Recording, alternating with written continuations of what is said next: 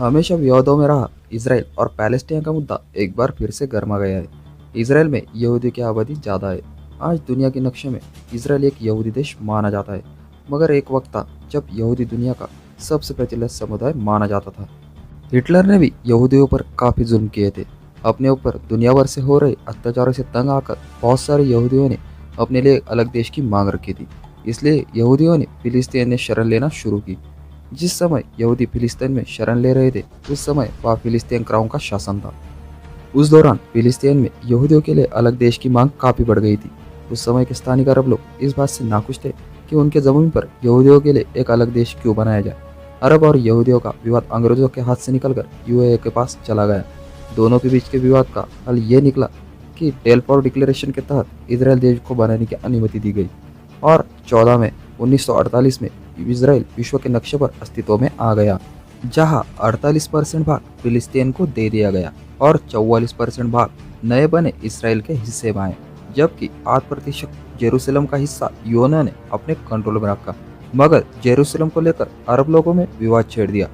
अरब लोगों का कहना है कि जेरूसलम पर उनके लोगों का अधिकार होना चाहिए, क्योंकि इस्लाम के 3 पवित्र स्थानों में से एक अल-अक्सा मस्जिद वहीं पर स्थित है। तब 6 अरब देशों ने हमला कर दिया था इसराइल पर। अरब देशों के लोग एक नए देश इसराइल के बनने से नाखुश थे। उनका मानना था कि ब्रिटिश लोगों का अपनी हुकूमत में विश्वास जारी रखने के लिए एक नया तरीका है।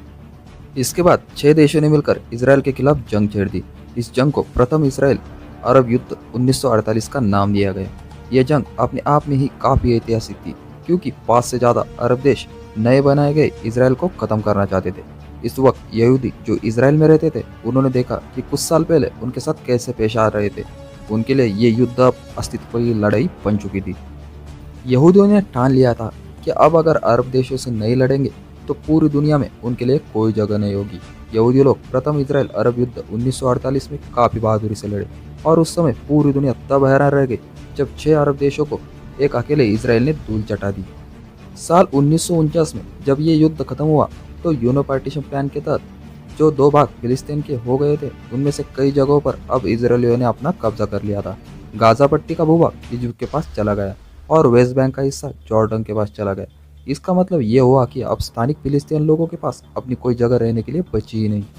7 लाख से भी ज़्यादा पैलेस्टीन लोगों को अपना घर छोड़ने पर मजबूर होना पड़ा और रेफ्यूजी बनकर अरब देशों में शरण लेनी पड़ी। इस पलायन को 1948 का पैलेस्टीन पलायन कहा जाता है। साल 1967 में फिर से इन देशों के बीच 6 दिन की जंग छिड़ी। इसे द्वितीय अरब इसराइल युद्ध कहा गया। इस बार इसराइल का आक्रमण इतना तेज था कि उसे इजिप्ट के कब्जे में गाजा पट्टी के साथ साथ इजिप्ट के बड़े बड़े सिटीज पर भी अपना कब्जा ले लिया। आई होप कि आप सभी को ये मिनी इन्फॉर्मेटिव वीडियो अच्छा लगा होगा। आपकी इसके बारे में क्या राय है, मुझे प्लीज़ कमेंट आउट करके बताइए। वीडियो अच्छा लगे तो वीडियो को लाइक कीजिए और नए हो तो चैनल को सब्सक्राइब कीजिए। ये आपके लिए तो फ्री है, लेकिन मेरी इससे बहुत ज़्यादा हेल्प होगी। And thanks for watching.